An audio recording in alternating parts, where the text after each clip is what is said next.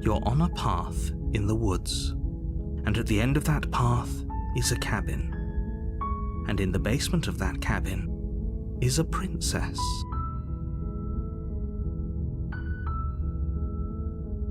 You're here to slay her. If you don't, it will be the end of the world.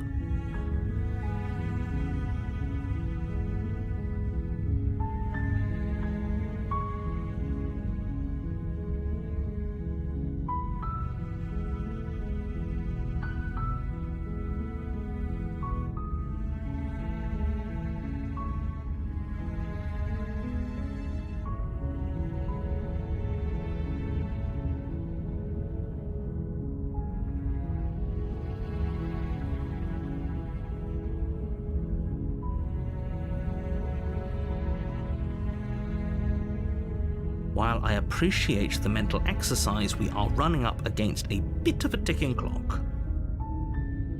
Nevertheless, let me assure you, the princess is locked up because she's dangerous. She is not dangerous because she's locked up.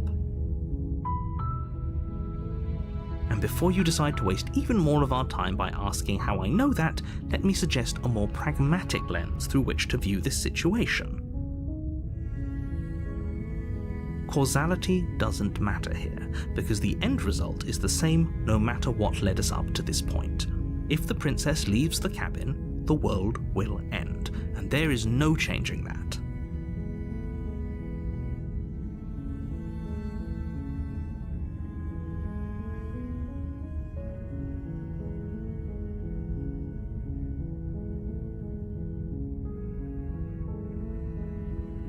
It's no use arguing semantics over a metaphorical chicken or egg, because the egg is hatched and it's about to ruin everything.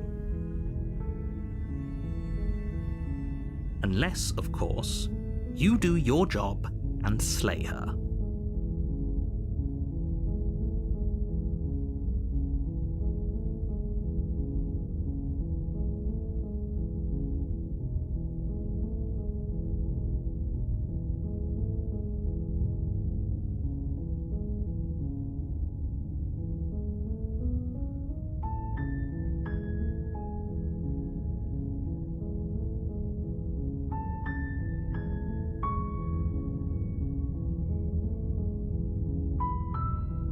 I'm talking about the end of everything as we know it.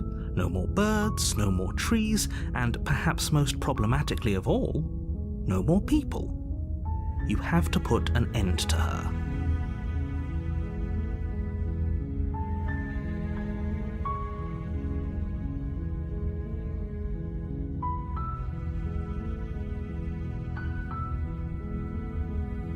Don't linger on the specifics. You have a job to do here. Just get in there and do what needs to be done. We're all counting on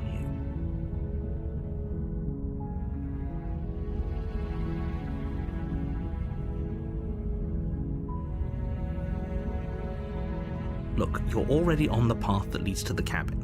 Why would you be here if it weren't to complete a very important task? You've made it this far, you might as well reach the end of your journey.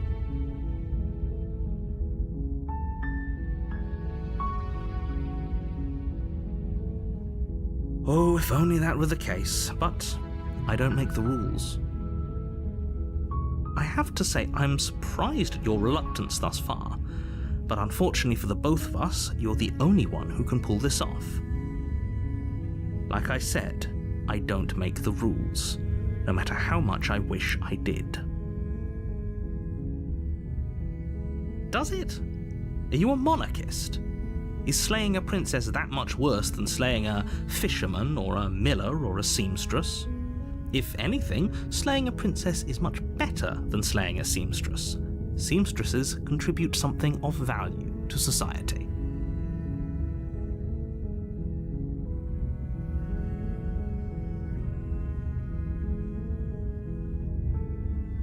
Of course I haven't. Why would I even consider that? Nobody wants the world to end. I mean, maybe some people do, like nihilists or very, very evil people, but surely you're not one of those, right?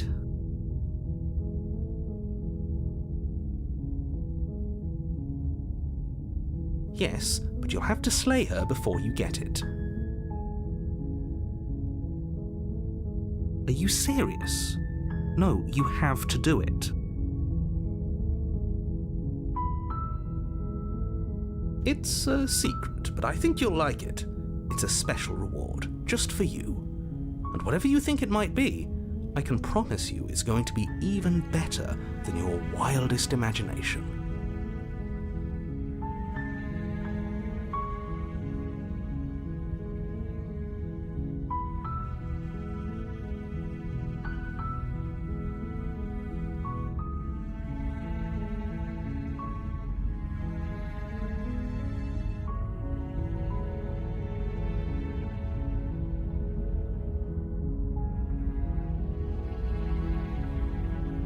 Then I guess we'll just have to see what happens. But a word of warning.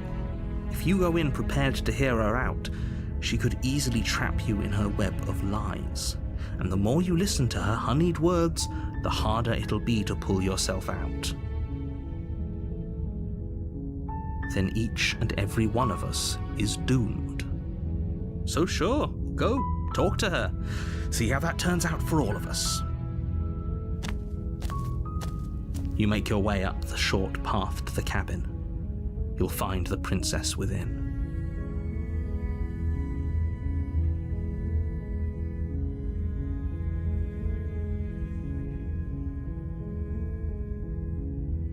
We're not going to go through with this, right? She's a princess. We're supposed to save princesses, not slay them. Ignore him. He doesn't know what he's talking about.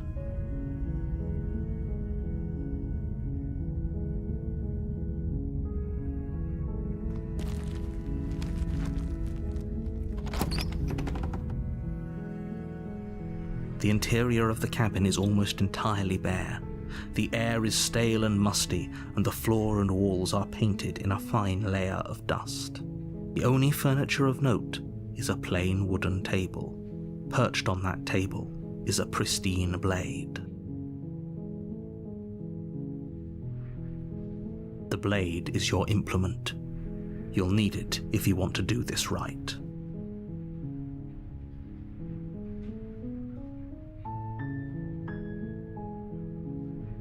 You take the blade from the table. It'd be rather difficult to slay the princess and save the world without it.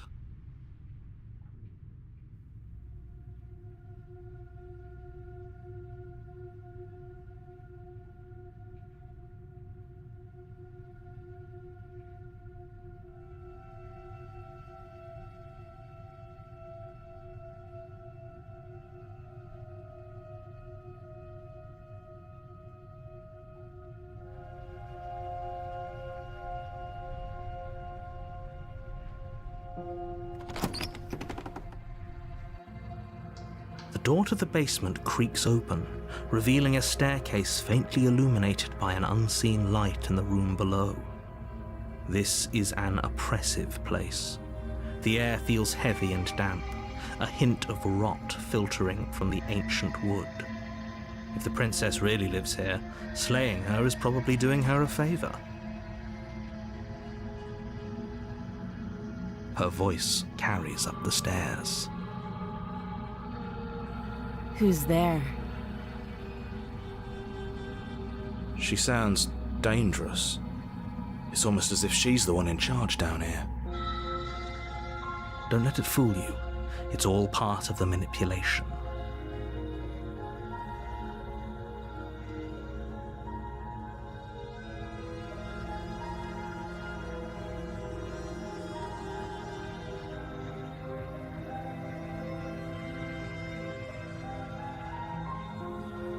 Don't be a stranger.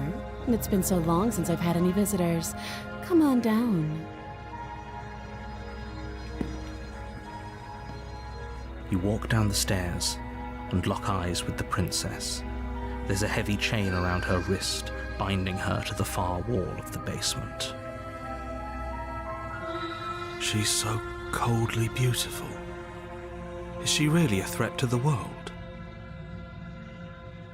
Focus on the task at hand. And there you are. Are you here to kill me or something?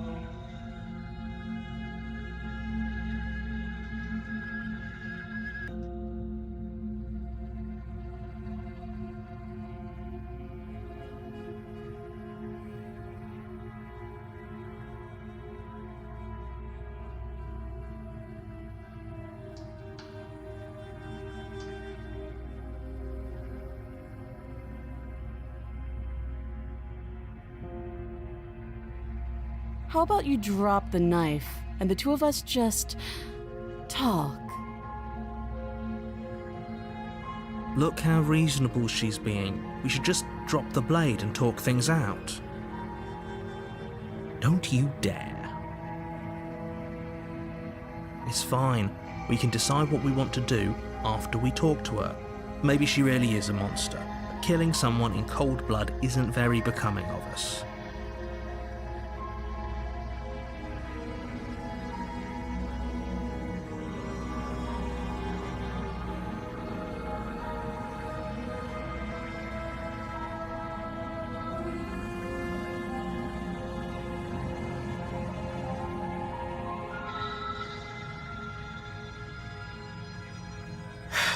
The blade tumbles out of your trembling hands and drops to the floor with an unceremonious clang. Thank you. Against your better judgment, you step forward to speak with the princess face to face, unarmed. We'll be fine. I don't know what you're hoping to accomplish here, but I can assure you there's no reasoning with her. Just make sure you don't forget about the blade on the floor. You're going to need it. So here we are. What an awkward start to a relationship.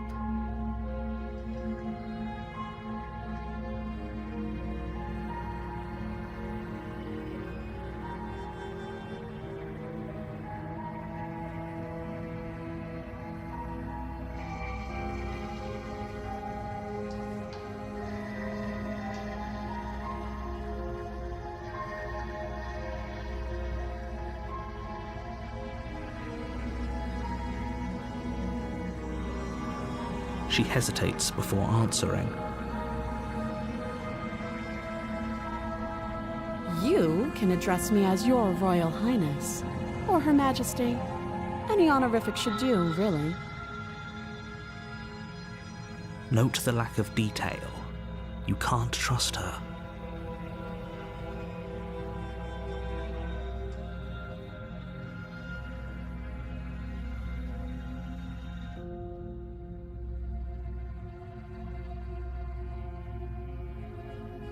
Too long. Again, she offers no specifics. No matter how hard you try, you'll never get a straight answer out of her.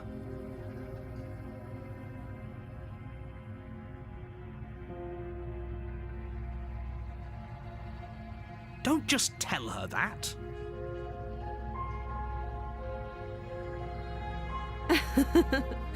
Is that why they threw me down here? But I don't want to hurt anyone. I like the world, I think. I don't remember much about it, to be honest.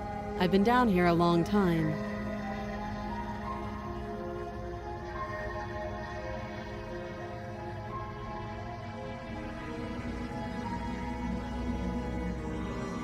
Just how long has she been down here? If I'm supposed to be capable of ending the world, then how did I wind up here, chained to a wall? Have they told you why I'm allegedly so dangerous?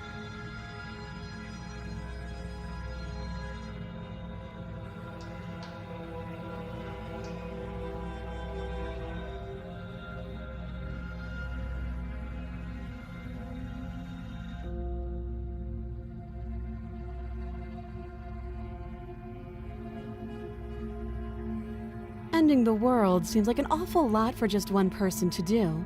I wouldn't even know where to start.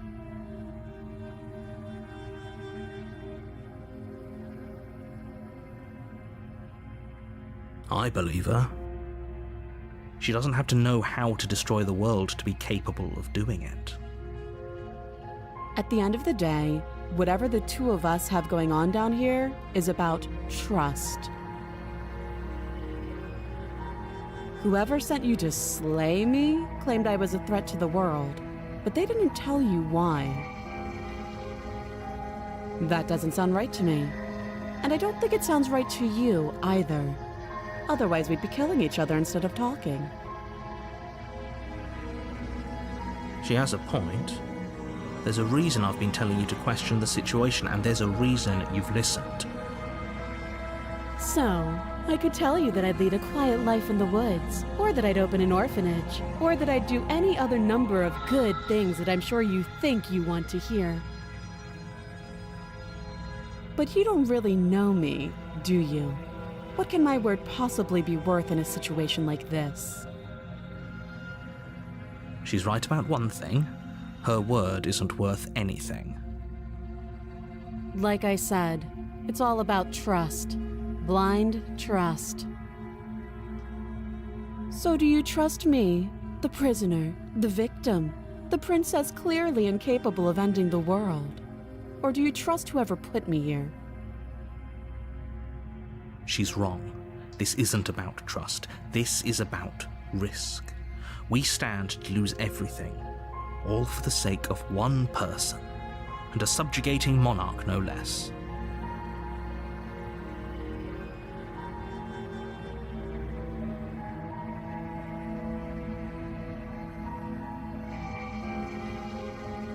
Don't jump to any weird conclusions. We're two people who have met each other. By definition, we have a relationship.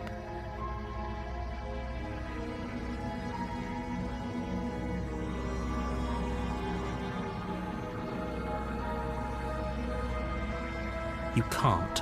Don't bother. I'm guessing you don't have the key then. I'm sure there's a key somewhere around here, and if there isn't... well, we can always put that knife to good use. Her sharp eyes settle on the edge of the blade.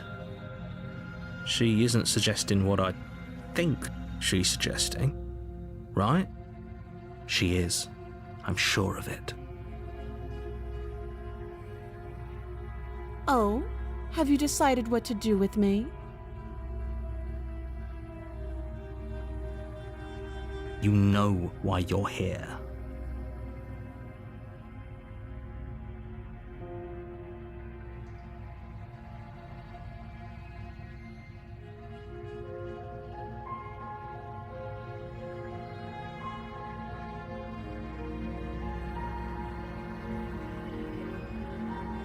That seems like a pretty good compromise.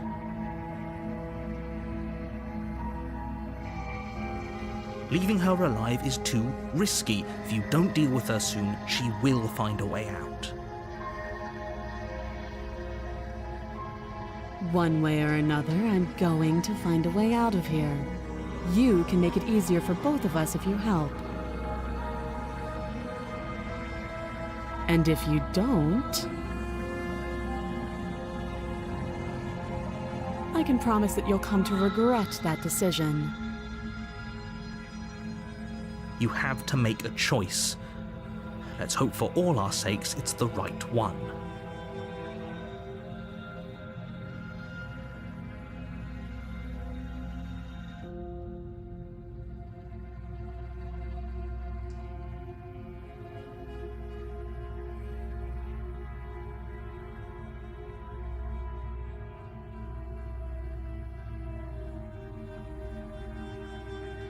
I know you think this is a fair compromise, but it isn't. No one wins here. It's a chance we'll have to take. We can make this work. If we just stay here and keep watch, no one has to die. You're making a mistake. You turn your back to the princess and make your way to the stairs. It won't be long before I slip these chains.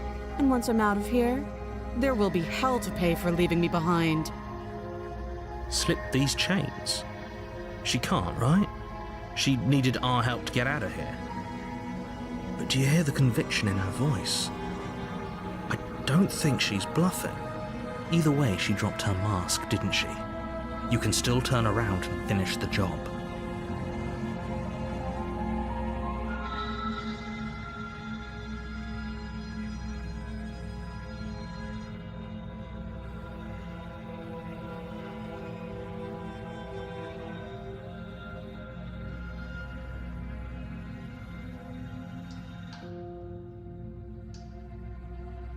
You'll be the death of all of us, but fine. Have it your way.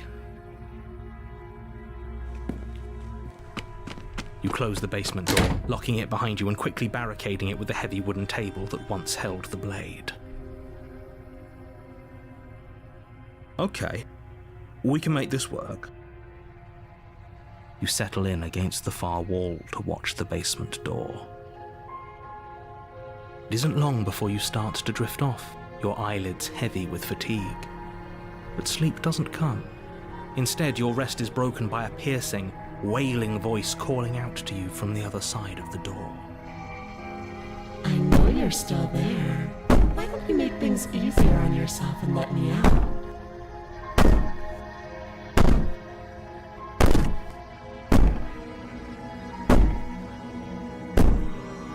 It's not like this little door will hold for very long anyways. It's probably a good idea to try to get back on my good side. She sounds terrifying. Like she's less of the princess you saw and more like something out of a nightmare. As she violently rattles the door, you do your best to shut her out of your mind. When I get out of here, I'm going to pick you apart piece by piece. I won't forget what you did, and I'll never forgive it. You don't know the kind of enemy you've made tonight. It doesn't sound like she's getting any weaker. No, it doesn't.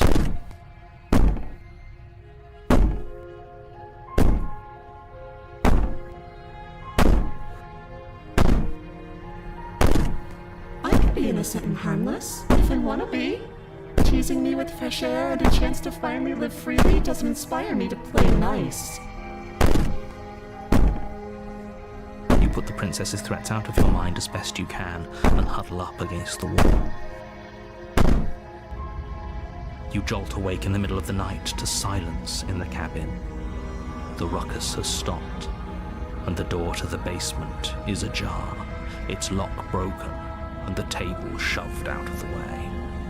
Where is she? Thanks for helping me get out of that awful basement.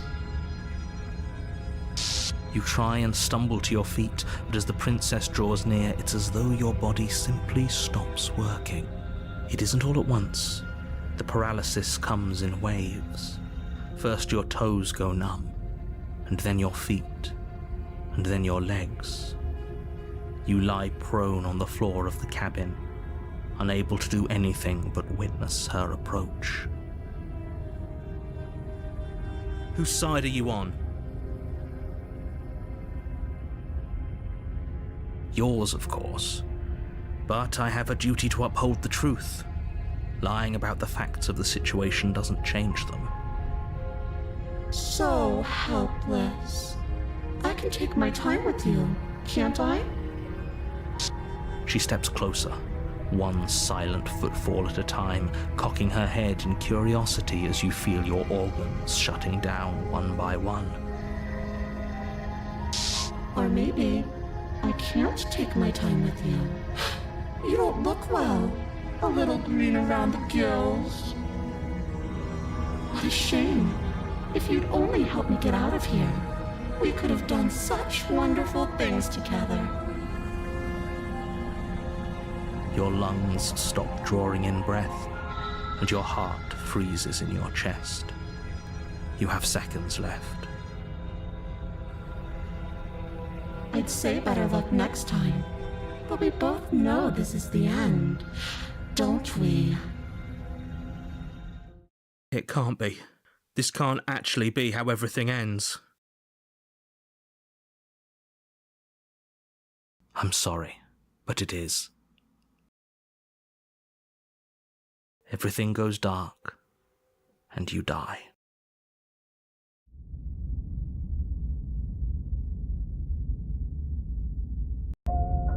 You're on a path in the woods, and at the end of that path is a cabin. And in the basement of that cabin is a princess. You're here to slay her. If you don't, it will be the end of the world.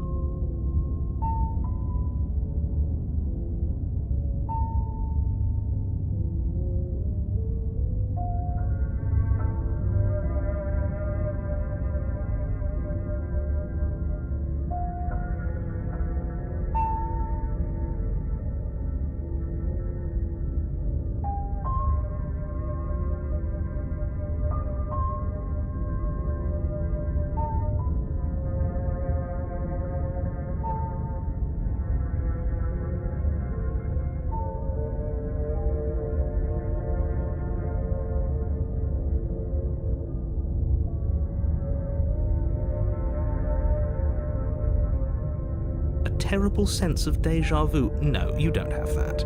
This is the first time either of us have been here. If he doesn't remember what happened, then maybe it's best to keep it that way. Shh. What if he hears us? That's a very good question, little voice. What if he does hear you? Shit. I think you'll find yourselves very hard-pressed to keep any secrets from me. Not that it matters right now, because like I said, this is the first time we've met. Still, I'd rather not get off on the wrong foot. We've a world to save after all.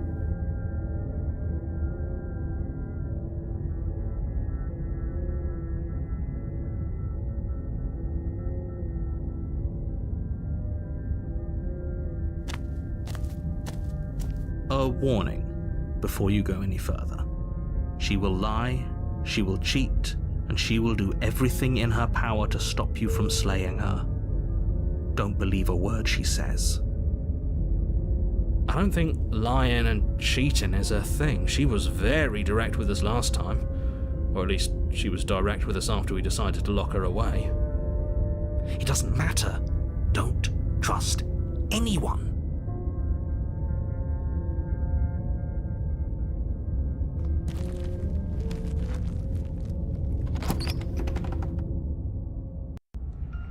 The interior of the cabin is plain, the smooth wood of the walls almost featureless.